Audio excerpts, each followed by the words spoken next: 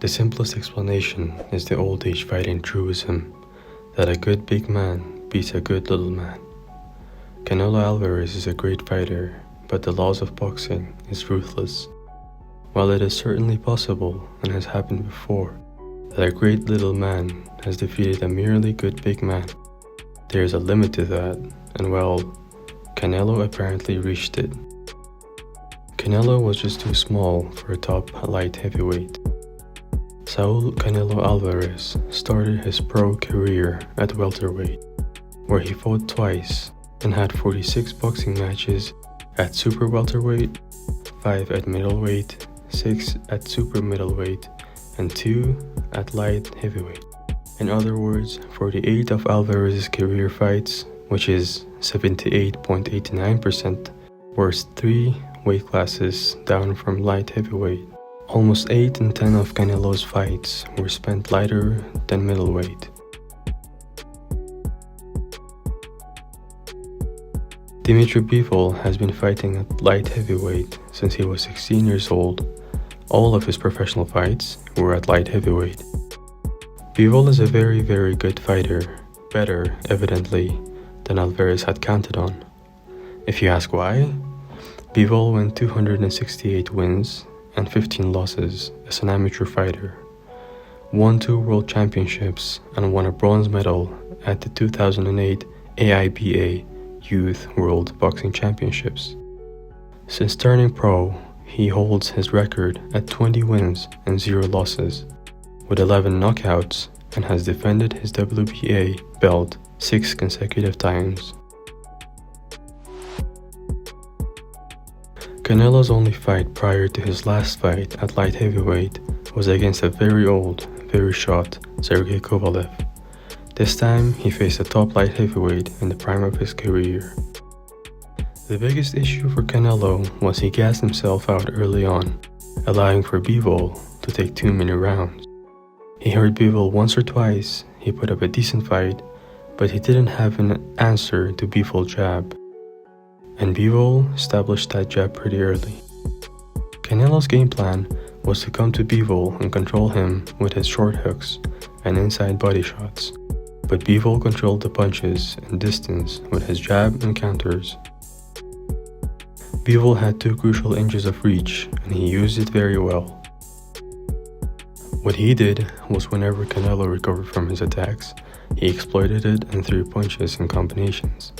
This didn't only increase the percentage of his thrown punches, but it also meant that at least one of those combination punches was gonna land and win him a point. Bivol was also very patient during his match. He waited for Canelo to come in so he could block his power shots with his high guard, and on Canelo's way to recovery, he burst out his 4 to 5 punch combos. He also always waited for that perfect timing to throw his punches, not when Canelo was ready for them. He timed Alvarez and used his jab to slow his inside punching. And when Canelo forced his way in, he hit him with the solid shots on his way in, and then efficient counters to anything Alvarez threw. Halfway through the fight, you could see the damage on Canelo's face, and more importantly, you could see him getting tired. He is not used to this weight, and it clearly showed. The numbers and stats themselves demonstrated how well Bivol controlled the fight. According to CompuBox, which is a computerized punches scoring system, Bivol threw 418 jabs, while he only landed 46 or 11% of them. That was literally 3 times the landing percentage Canelo had with his jab. Canelo not only threw about half the jabs Bivol did, 229 to 418, he only landed 10 total jabs in the fight, or 4% of them. Power shots were also weighed against Alvarez, though he threw almost as many as Bivol, 266 power punches to the Russians' 292, he landed significantly less. 74 power shots to Bivol's 106 that landed. Bivol landed double-digit numbers of punches in every round, while Canelo Alvarez didn't land double-digit punches in every round. Though Canelo put in hard work, the fight was nowhere near as close as the judges had it. He eventually got tired, and you could see that on his face. His punches got slower and he moved lesser. He also didn't have the master head movement he showed against Sergey Kovalev.